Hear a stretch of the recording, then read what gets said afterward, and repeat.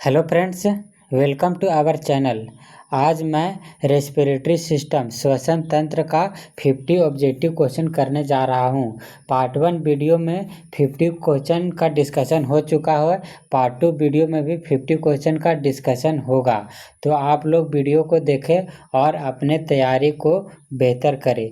Friends, श्वसन एक ऐसा चैप्टर है जिसमें हमें ऑक्सीजन किस प्रकार से बॉडी में जाता है, किस प्रकार से यह काम करता है, इन सभी का जानकारी हमें मिलेगा। श्वसन में मुख्य रूप से जो ऑक्सीजन होता है वह फेफड़ा में जाता है। फेफड़ा के बाद ऑक्सीजन ब्लड में मिलता है और ब्लड से फिर ऑक्सीजन कोशिकाओं तक, हर अंग तक जाता है और वहाँ किस प्रकार से रिएक्ट करता है, किस प्रकार से काम करता है, इन सभी का जानकारी हमें श्वसन तंत्र में मिलेगा। तो आइए सेकेंड पार्ट को भी हम देखते हैं। तो सेकेंड पार्ट का पहला क्वेश्चन है, Hb प्लस O2 मिलकर क्या बनेगा? हीमोग्लोबिन प्लस ऑक्सीजन ये मिलकर क्या बनाता है? तो HbO2 बनाता है। ऑप्शन सी इसका सही आंसर हो जाएगा। आइए नेक्स्ट क्वेश्चन देखते हैं। ऑक्सी हीमोग्लोबिन का बनना है। ऑक्सी हीमोग्लोबिन का बनना है तो यह भौतिक परिवर्तन है या रासायनिक परिवर्तन है या स्थायी परिवर्तन है? तो हीमोग्लोबिन ऑक्सी हीमोग्लोबिन का बनना एक भौतिक परिवर्तन है। ऑप्शन बी इसका सही आंसर हो जाएगा। आइए नेक्स्ट क्वेश्चन देखते हैं। नेक्स्ट क्वेश्चन है, एक हीमोग्लोबिन अपने साथ कितने ऑक्सीजन अणु को बांध कर रखता है? तो एक हीमोग्लोबिन जो है अपने साथ कितने ऑक्सीजन अणु को बांध कर रखता है? तो 2 ऑक्सीजन अणु को बांध कर रखता है। सॉरी फ्रेंड्स, कितने ऑक्सीजन अणु को बांध कर रखता है? तो 4 ऑक्सीजन अणु को बांध कर रखता है। 4। ऑप्शन डी इसका सही आंसर हो जाएगा। आइए नेक्स्ट क्वेश्चन देखते हैं। हमारे शरीर में प्लाज्मा में घुलकर लगभग कितने प्रतिशत ऑक्सीजन का परिवहन होता है? तो प्लाज्मा में घुलकर कितने प्रतिशत ऑक्सीजन का परिवहन होता है? तो 1 से 3% ऑक्सीजन का परिवहन होता है। ऑप्शन ए इसका सही आंसर हो जाएगा। आइए नेक्स्ट क्वेश्चन देखते हैं। हमारे शरीर में कार्बन डाइऑक्साइड का परिवहन किस रूप में होता है? तो कार्बन डाइऑक्साइड का परिवहन किस रूप में होता है? कार्बोनिक अम्ल के रूप में, सोडियम या पोटेशियम बाइकार्बोनेट के रूप में, या कार्बिनो हीमोग्लोबिन के रूप में, या इनमें से सभी? तो इनमें से सभी इसका सही आंसर हो जाएगा। आइए नेक्स्ट क्वेश्चन देखते हैं। कार्बन डाइऑक्साइड के परिवहन के लिए कार्बोनिक अम्ल का निर्माण कहाँ पर होता है? तो कहाँ पर होता है? क्या WBC में होता है, RBC में होता है या प्लाज्मा में होता है? तो RBC में भी होता है और प्लाज्मा में भी होता है। तो इसका सही आंसर ऑप्शन डी हो जाएगा। नेक्स्ट क्वेश्चन, RBC में बाइकार्बोनेट के निर्माण के लिए कौन सा एंजाइम सहायक होता है? तो RBC में बाइकार्बोनेट के निर्माण के लिए कौन सा एंजाइम सहायक होता है? तो इसका सही आंसर ऑप्शन बी हो जाएगा, carbonic anhydrase. Carbonic anhydrase, option B इसका सही आंसर हो जाएगा। आगे नेक्स्ट क्वेश्चन देखते हैं। RBC में बाइकार्बोनेट के निर्माण के लिए कार्बोनिक एनहाइड्रेट एंजाइम को कौन सक्रिय करता है?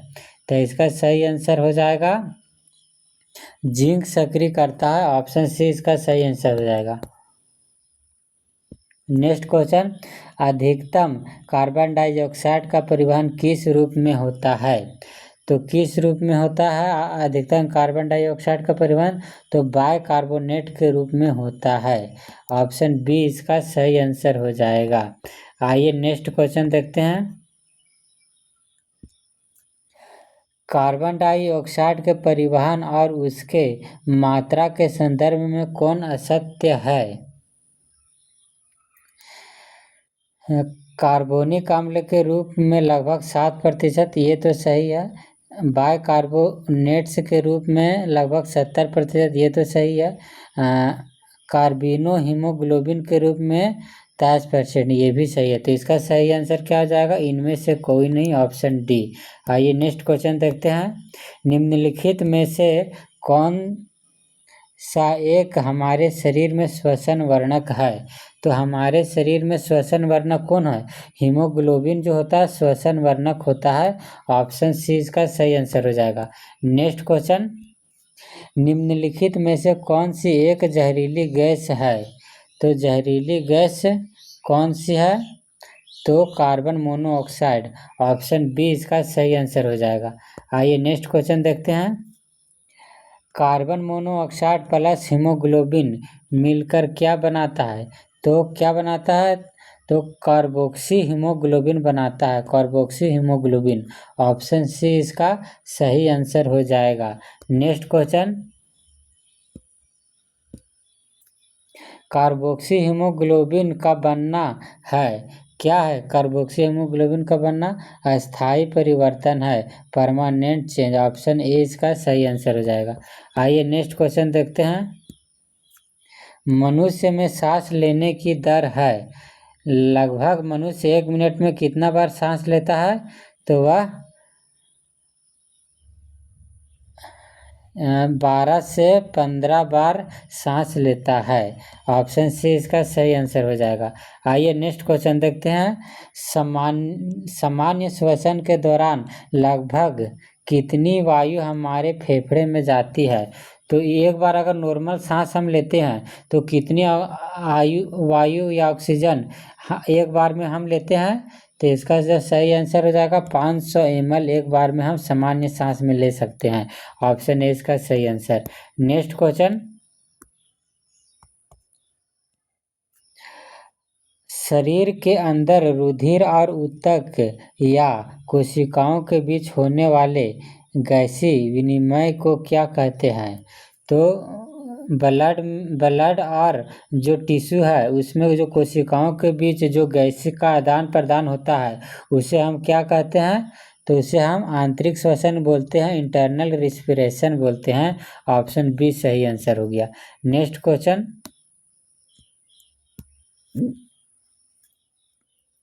निम्न में से किसे कोशिकीय श्वसन भी कहा जाता है? तो कोशिकीय श्वसन किसे कहा जाता है? तो आंतरिक श्वसन, इंटरनल रेस्पिरेशन को हम कोशिकीय श्वसन कहते हैं। आइए नेक्स्ट क्वेश्चन देखते हैं। निम्नलिखित में से कौन कोशिकीय श्वसन है? तो कोशिकीय श्वसन कौन है? वायवीय श्वसन, अवायवीय श्वसन या बाह्य श्वसन? तो वायवीय श्वसन और अवायवीय श्वसन को हम कोशिकीय श्वसन कहते हैं। ऑप्शन डी इसका सही आंसर हो जाएगा। आइए नेक्स्ट क्वेश्चन देखते हैं। कोशिकीय श्वसन का पहला चरण क्या होता है?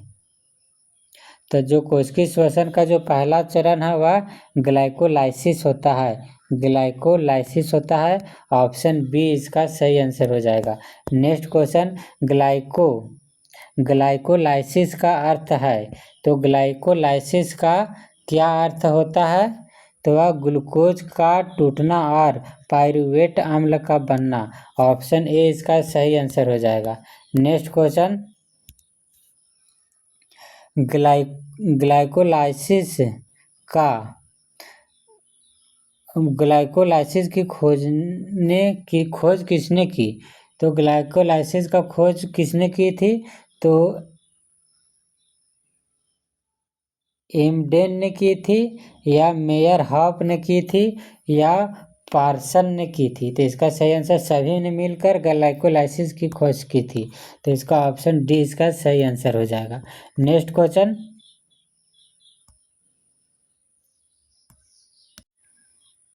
तो नेक्स्ट क्वेश्चन है, कोशिका में ग्लाइकोलाइसिस की घटना कहाँ पर संपन्न होती है? तो ग्लाइकोलाइसिस की घटना कोशिका में कहाँ पर संपन्न होती है? तो साइटोप्लाज्म, कोशिका द्रव्य में होती है। ऑप्शन बी इसका सही आंसर हो जाएगा। नेक्स्ट क्वेश्चन,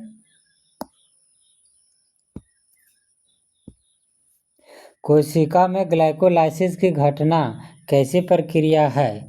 तो अवायवीय श्वसन कहते हैं। कोशिका में जो ग्लाइकोलाइसिस होती है उसे हम अवायवीय श्वसन कहते हैं। ऑप्शन बी इसका सही आंसर हो जाएगा। नेक्स्ट क्वेश्चन है, निम्नलिखित में से कौन सी घटना वायवीय श्वसन और अवायवीय श्वसन दोनों में घटित होती है? तो कौन सी घटना वायवीय और अवायवीय श्वसन दोनों में घटित होती है? तो ये ग्लाइकोलिसिस ऑप्शन ए इसका सही आंसर हो जाएगा। आइए नेक्स्ट क्वेश्चन देखते हैं। एक ग्लूकोज अणु में कितने कार्बन परमाणु उपस्थित होते हैं? तो कितने कार्बन परमाणु उपस्थित होते हैं? तो 6 कार्बन परमाणु उपस्थित होते हैं। ऑप्शन डी इसका सही आंसर हो गया। आइए नेक्स्ट क्वेश्चन देखते हैं। जीवों में उत्पन्न ऊर्जा किस रूप में संचित होती है? तो ऊर्जा जो है वह किस रूप में संचित होती है? तो एटीपी के रूप में होती है। ऑप्शन सी इसका सही आंसर हो जाएगा। आइए नेक्स्ट क्वेश्चन देखते हैं। निम्न में से किसे एनर्जी करेंसी के रूप में जाना जाता है? तो एनर्जी करेंसी के रूप में किसे जाना जाता है? एटीपी को जाना जाता है। ऑप्शन बी इसका सही आंसर हो जाएगा। नेक्स्ट क्वेश्चन, ग्लाइकोलाइसिस का अंतिम उत्पाद क्या होता है? तो जो ग्लाइकोलाइसिस का जो अंतिम उत्पाद है वह 2 पायरुविक अम्ल के अणु के रूप में होता है, या 2 के रूप में, 2 जल के अणु के रूप में होता है, इनमें से सभी? तो इनमें से सभी इसका सही आंसर हो जाएगा। आइए नेक्स्ट क्वेश्चन देखते हैं। अवायवीय श्वसन या ग्लाइकोलाइसिस की पूर्ण प्रक्रिया में कुल ऊर्जा का उत्पादन होता है। तो अवायवीय श्वसन या ग्लाइकोलाइसिस के पूर्ण प्रक्रिया में कितना ऊर्जा का उत्पादन होता है? तो इसका जो सही आंसर है वह 2 एटीपी हो जाएगा। ऑप्शन बी इसका सही आंसर हो जाएगा। आइए नेक्स्ट क्वेश्चन देखते हैं।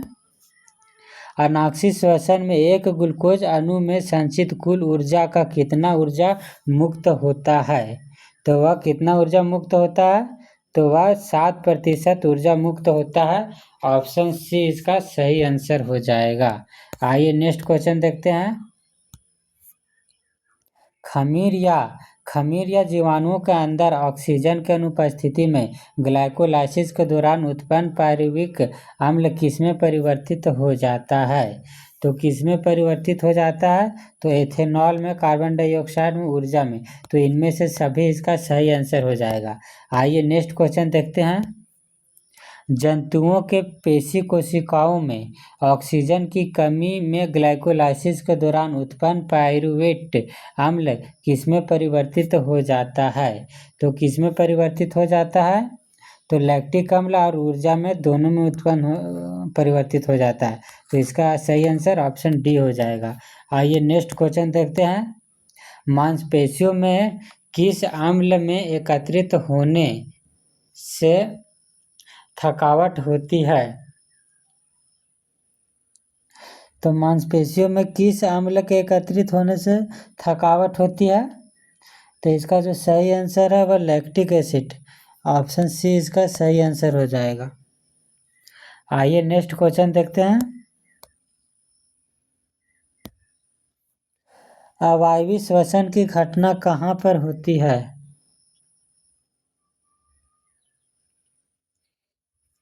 तो अवायवीय श्वसन की जो घटना है वह कहाँ पर उत्पन्न होती है? तो इसका जो सही आंसर है ऑप्शन बी, माइटोकॉन्ड्रिया में होती है। ऑप्शन बी इसका सही आंसर हो जाएगा। आइए नेक्स्ट क्वेश्चन देखते हैं। ग्लूकोज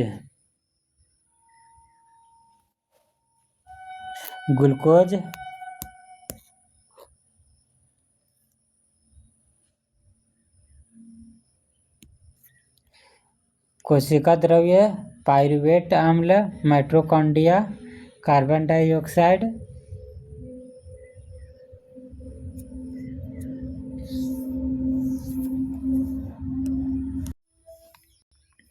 तो ग्लूकोज जब ऑक्सीजन के प्रेजेंट में रिएक्ट होता है तो क्या बनाता है? कार्बन डाइऑक्साइड प्लस वाटर बनाता है। प्लस कितना एटीपी बनाता है, तो 38 एटीपी बनाता है। ऑप्शन सी इसका सही आंसर हो जाएगा। आइए नेक्स्ट क्वेश्चन देखते हैं। एटीपी का पूर्ण रूप क्या है? तो एटीपी का पूर्ण रूप क्या होता है? Adenosine triphosphate. एडोनोसिन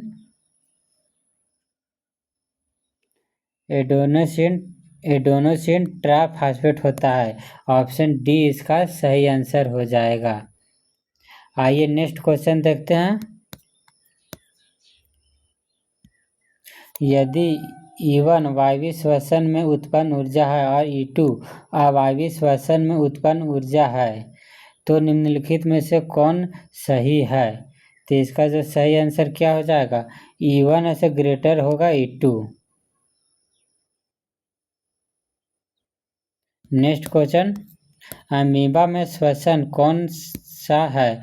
अमीबा में श्वसन अंग कौन सा है? तो 89 का सही आंसर ऑप्शन डी हो जाएगा, कोशिका झिल्ली।